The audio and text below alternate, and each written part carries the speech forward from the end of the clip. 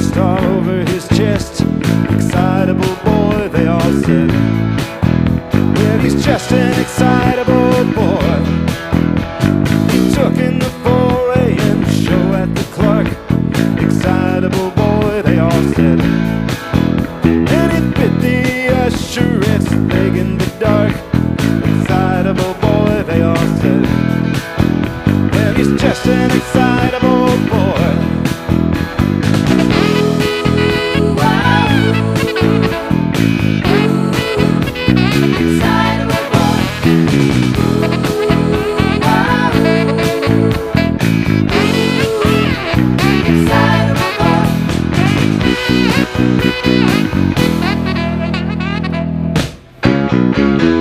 Took little Susie to the junior prom.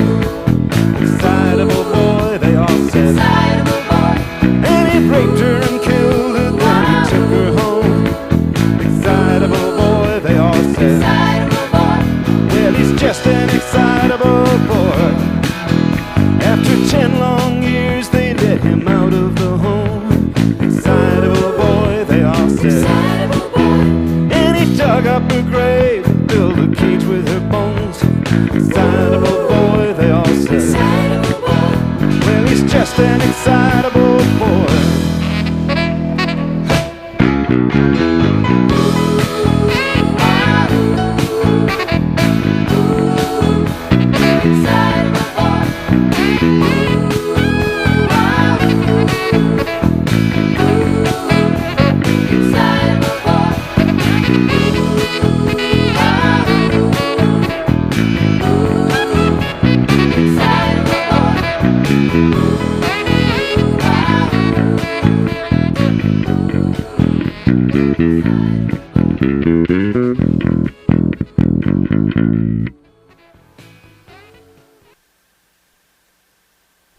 Wow. Oh, geez, I don't have my microphone. I got ahead of myself. Let me put this on. Anyway, what a dark song that is. I can't remember why I always loved that line. He dug up her grave and built a cage with her bones. That line always resonated with me for some reason. Anyway, a lot of people ask all the time how long it takes me to learn a song. And I thought this was a great example of a song that you would assume was really kind of straightforward and simple, and that I might be able to put together in a really short period of time. But that actually wasn't the case. First of all, it's Excitable Boy, Warren Zevon? Yeah. And it's John McVie on bass and Mick Fleetwood on drums. Linda Ronstadt on background vocals. Again, really some dark lyrics. But, what was I going to say? I should really prepare better for these things. I guess what I wanted to do was, when I learn a song, learning the notes and stuff is one thing. Sometimes it takes a little longer than others. The real work comes in rehearsing the stuff and committing all those subtle variations of a song to memory and getting it to the point where I can play it straight through without making any really glaring errors. I think I did, I don't know, technique-wise, I think I only slipped up one time. I don't know what the performance was like, but note-wise, I did pretty good. And I did a bunch of takes. I did like 6 takes of this before the camera ran out of battery, and I went down and had lunch, and I just came up and did this. Anyway, I'm going to go over why a song like this is, I've been playing it for a couple of weeks, learned it, and then for me it's just playing it over and over and over again until all those little parts are just, I don't have to think about them. And this song probably could use another week or two. On the flip side of that, last week I did Slit Skirts by Pete Townsend, and I don't think I've ever learned and recorded a song quicker than that. That was in like a day and a half. But I just really loved the song, and I don't know how many hours I just, played that thing over and over. So this song, I'm going to go part by part and show you what my hurdles were, and also let you know kind of what you're getting when I do a cover. So here's the intro. I'm going to leave the room mic on, so it might sound a little washed out. So the intro.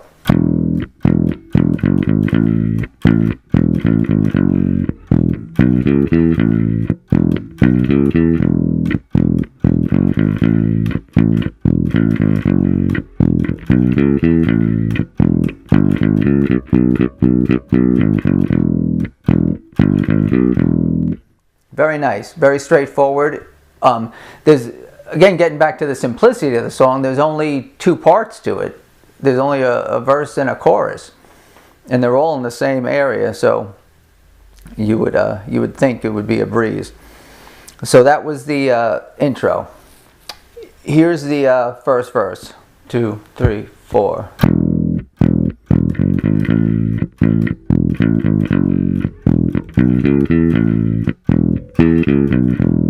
Now you notice in the intro, when he does that part,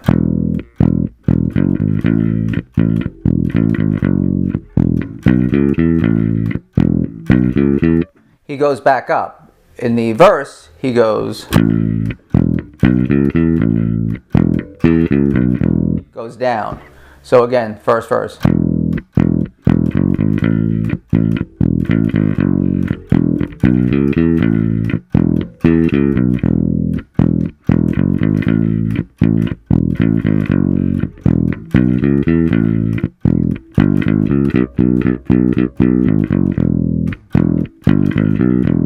Very nice, very not too different from the intro.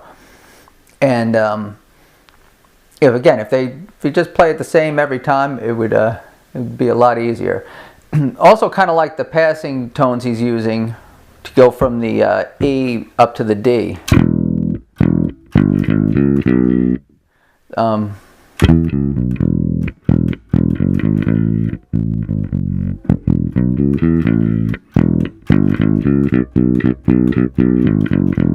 And then he hits that little chugging thing on the B.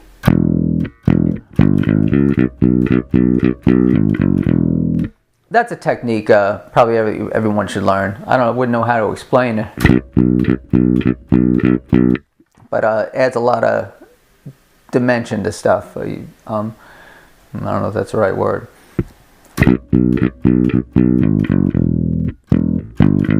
Now the second verse.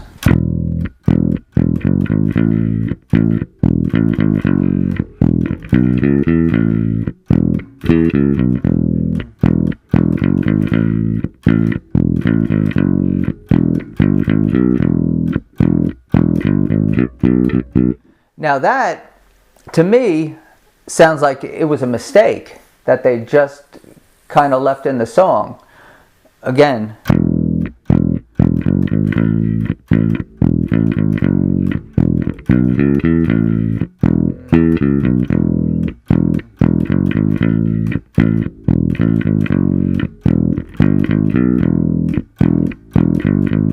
And then instead of going,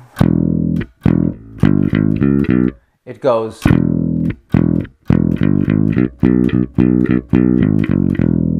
So very similar, but a little different. And he does that thing again later, where he goes up to the E.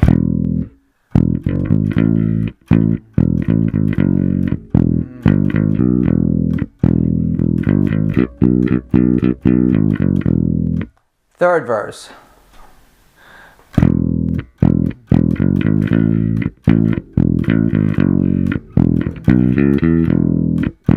Again, goes right down to the low E.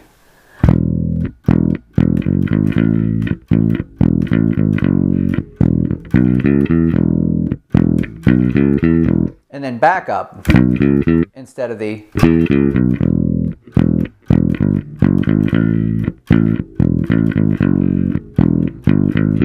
Wait.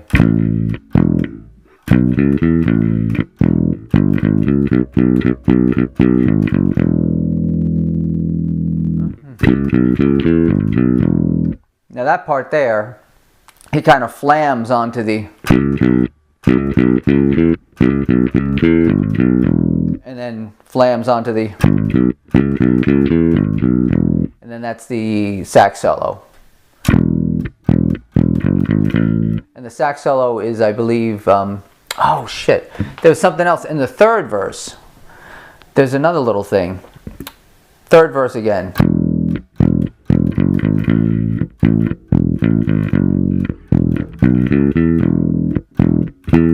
Hold on. Oh, Jesus Christ. I shouldn't have done this. One more time, third verse.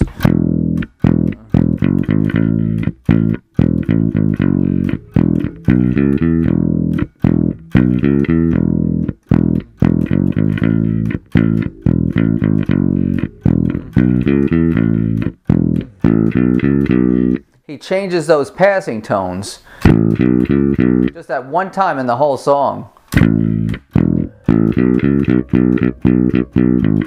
Why? I don't know. I think, can't say they're just messing with me, but it feels like it. And then the, is there another sax solo? Or is that the sax?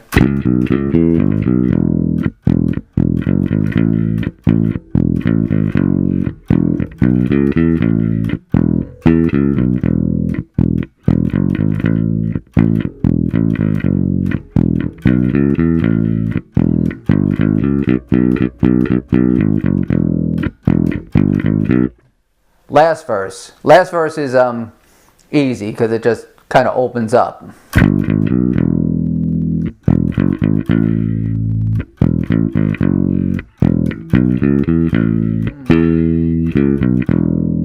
Similar, but again slightly different from all the other ones. Again, from the fourth verse.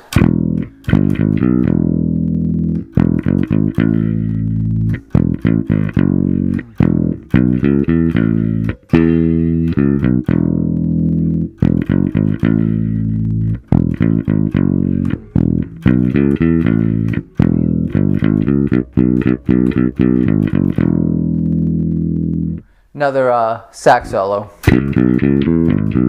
And then the outro. The outro is also slightly different.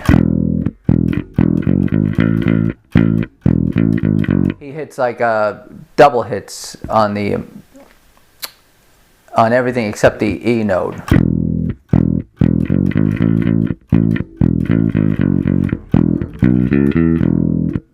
Wait. Is that right?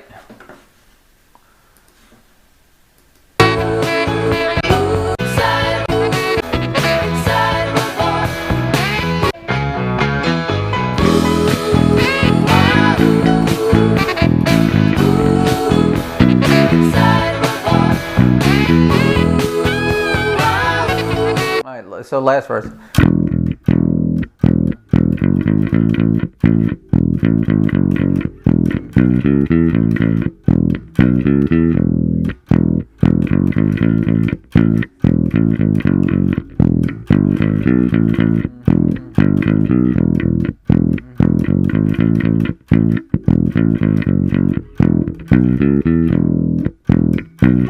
Again, hits that instead of doing that, he goes.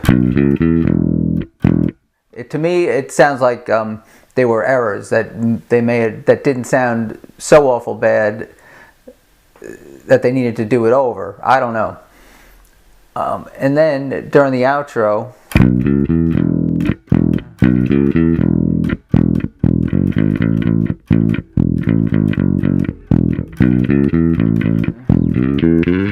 he does that little thing. This is probably the fanciest thing he does in the song. Listen. And when to the outro, I'm talking about the real fade out.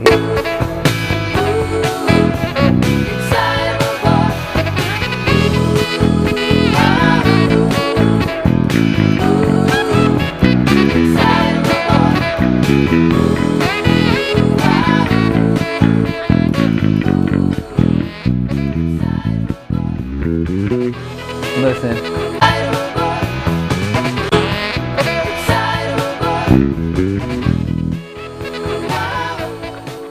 So all those little things are the things that keep me up at night, and that's what you're paying for. Again, if I was doing a song like this, you know, in a band or something, I probably wouldn't, you know, be as insane about it. But when I'm doing, you know, when I've always done my covers like this, I always try and learn everything note for note, just to try and get inside, you know, the player's head a little bit. And if I was doing it live, I would pick and choose my favorite parts and just do those. But again, I always like to put those subtle details into my covers. This way, if someone hears something they really like, they might reference them and say, oh, you know, that's there. Oh, well, I don't know. I think I've hit the wall. All right, I'm done. Have a good day.